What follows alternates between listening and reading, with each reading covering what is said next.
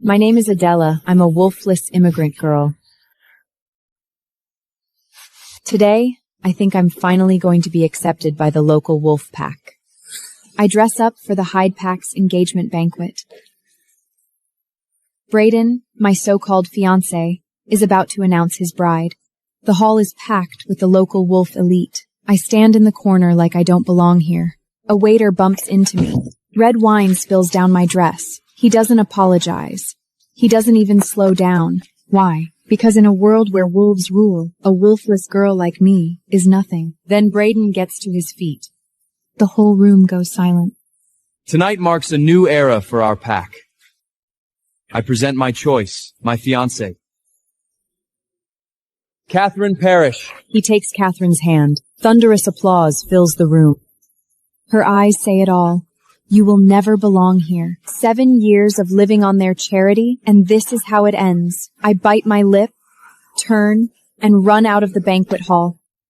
I flee to the library. It's the only place in this pack where I won't face sneers. The moment the door closes, I finally break down. The tears just pour out. I crouch in the corner, hugging myself, just like every time after they humiliate me. Adella, you're pathetic.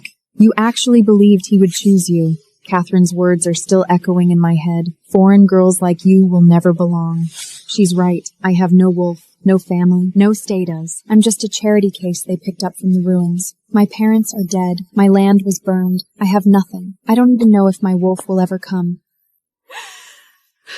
And then someone speaks from the darkness. The voice is low, like thunder before a storm. I look up. It's the Wolf King, Dallas Marshall.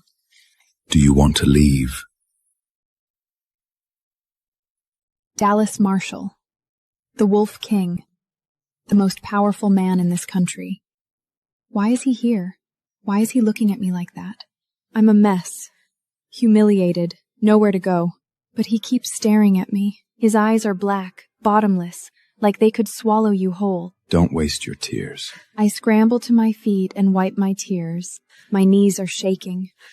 Mr. Marshall, I didn't know you were here. I'll leave. Stay. That's not a request. It's an order. The air itself trembles. He walks towards me. Every step feels like it lands right on my heart.